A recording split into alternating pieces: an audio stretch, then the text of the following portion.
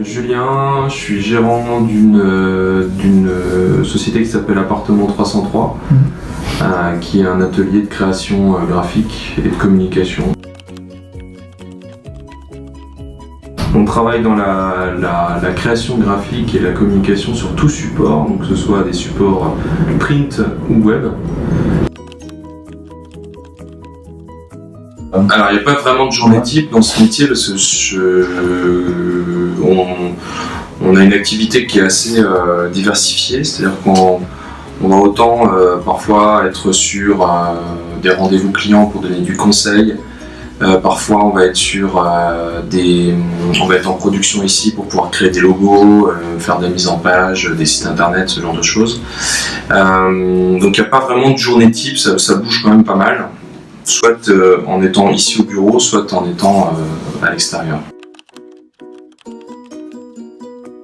Là, on est sur un projet, on vient d'avoir un brief client où on lui pose un petit peu toutes les questions sur ce qu'il souhaite avoir pour son logo.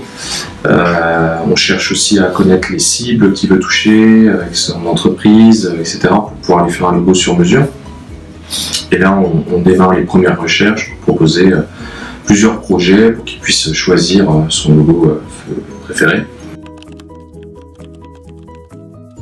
On est carrément dans la création graphique dès le départ, donc pareil, encore une fois, en fonction des cibles, on va choisir des couleurs, on va choisir des typographies, on va mettre en page tout ce genre de choses et proposer ça aux clients.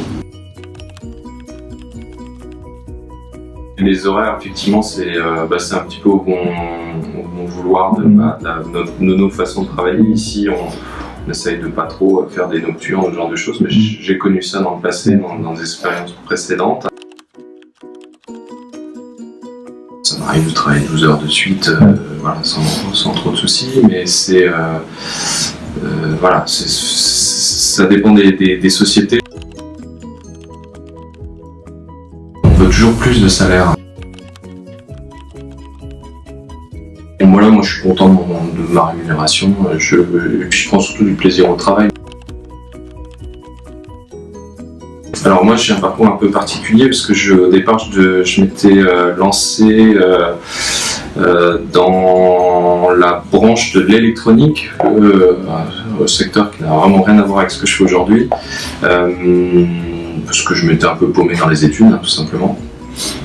Et ensuite je suis reparti sur un brevet de technicien, option maquettiste, un truc dans le genre, où on apprenait à faire de la mise en page avec des rotorings à l'ancienne. On n'avait pas trop d'ordinateurs, les ordinateurs étaient là bien sûr, mais on n'utilisait pas les ordinateurs pour pouvoir travailler. Et après je suis parti sur Paris pour continuer mes études en alternance cette fois-ci. Et en fait j'ai trouvé un boulot, donc j'ai pas continué mes études et j'ai appris directement comme ça au fil des expériences. Moi je me vois pas faire autre chose aujourd'hui. C'est pas tout le temps un métier facile, parce que c'est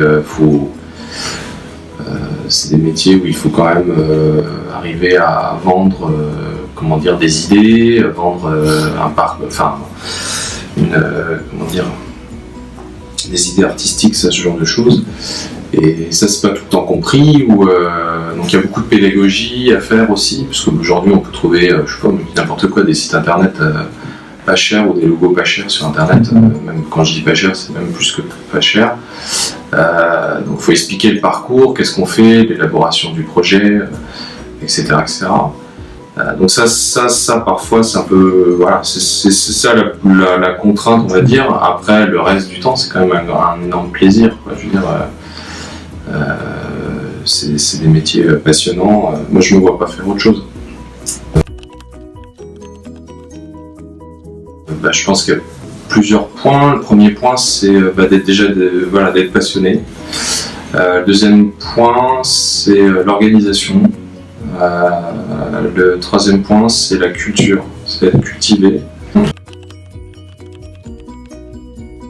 Alors moi je dirais déjà